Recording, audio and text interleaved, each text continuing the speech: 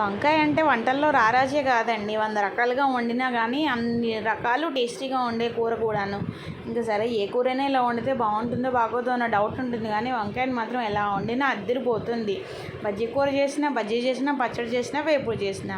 ఇంక సరే నేనైతే ఈరోజు కొత్త రకం ట్రై చేస్తాను. ఇంకా సరే రెసిపీలోకి వెళ్ళిపోదాం. కానీ నేను వంకాయలు కట్ చేస్తున్నాను. ఇది చూస్తే వీడియోకి ఒక లైక్ ఇచ్చేసేయండి. ఇంకా అలాగే చక్కగా వంకాయ అంటే ఇష్టం ఉన్న వాళ్ళు, వంకాయ అంటే ఇష్టం లేని వాళ్ళు కూడా ఛానల్ సబ్స్క్రైబ్ చేసేసుకోండి. వంకాయలను గుండ్రంగా తరిగేసుకుని ఉప్పు నీళ్ళలో వేసేసుకున్నానా. ఇంకా నేనైతే చక్కగా పెరుగు తీద్దామని చూసేసరికి కొంచెం పలచగా ఉంది, అందుకని పెరుగును కూడా వడగట్టేసానండి.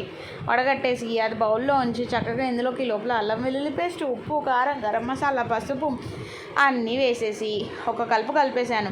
ఇంక ఇందులోనే కొంచెం మిగిలిన పెరుగు కూడా వేసేసుకున్నాను. కొంచెం చిక్కగా ఉన్నది వేసేసుకొని కలిపేసుకున్నాను శుభ్రంగా. నేను ఎక్కువ కాకుండా తక్కువ అయ్యేలా చేసుకున్నాను. ఇప్పుడు వంకాయలు నీళ్ళలోంచి తీసి పక్కన పెట్టేసుకుని 2 వైపులా మసాలా పేస్ట్ పట్టించేసి పక్కన పెట్టేసుకోండి చెప్తాను. ఇంక సరే పేస్ట్ సరిపోతుందో లేదో అనిపించినా కానీ పర్లేదు, లాస్ట్లో మిగిలిన ముక్కలు కట్టు ఇటు రాసేయచ్చు. కానీ పేస్ట్ ఎక్కువైనా పర్లేదు, తక్కువైనా పర్లేదు, అడ్జస్ట్ అయిపోవచ్చు. వంకాయ తీసుకున్నాను కాబట్టి కొంచెం కలిపితే సరిపోయింది. మిగిలింది అంతా వేసేసి ఒక అరగంట ముక్కలకి మసాలా పట్టనివ్వండి.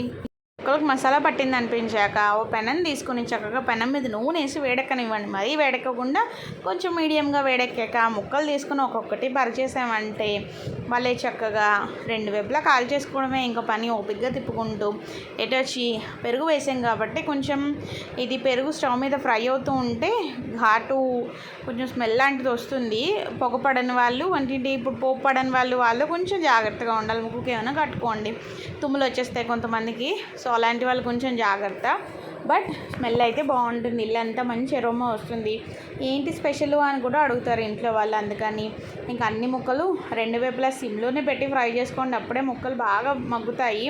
హైలో పెట్టేస్తే వేగవు సరిగ్గా. ఆయిల్లో డీప్ ఫ్రై చేసుకోవాలి అనుకుంటే ఇదే వంకాయల్ని కొంచెం శనగపిండిలో ముంచి కూడా ఫ్రై చేసుకోవచ్చు. చాలా బజ్జీల కింద వేసుకున్నా కూడా బాగుంటుందండో. ఇంక నేనైతే చక్కగా ఓపికగా 2 వైపులా కాల్ చేసుకుని ఇంక పైన టాపింగ్ లేకపోతే ఎలా చెప్పండి. అందుకని ఆ మిగిలిన మసాలా వేసేసి ఆ మసాలా వేగుతుండగానే ఒక 2 ఉల్లిపాయలు కట్ చేసుకుని 4 ఉల్లిపాయ ముక్కలు కూడా వేసేసుకున్నానండి. ఇంకా ఉల్లిపాయ ముక్కల మధ్యలో అటు ఇటు తిప్పుతూ ఉంటే కలుపుకోవడానికి చపాతీలతో తినడానికి కూడా భలే టేస్టీగా అనిపిస్తుంది. అండ్ మసాలా ఉండి భలే ఉంటుందండి. ఇంక సరే రెసిపీ నచ్చితే కొంచెం క్రేజీగా వెరైటీగా ఉందనిపిస్తే మాత్రం మర్చిపోకుండా ఒక లైక్ ఇచ్చేసేయండి. ఛానల్ సబ్స్క్రైబ్ చేసుకోండి.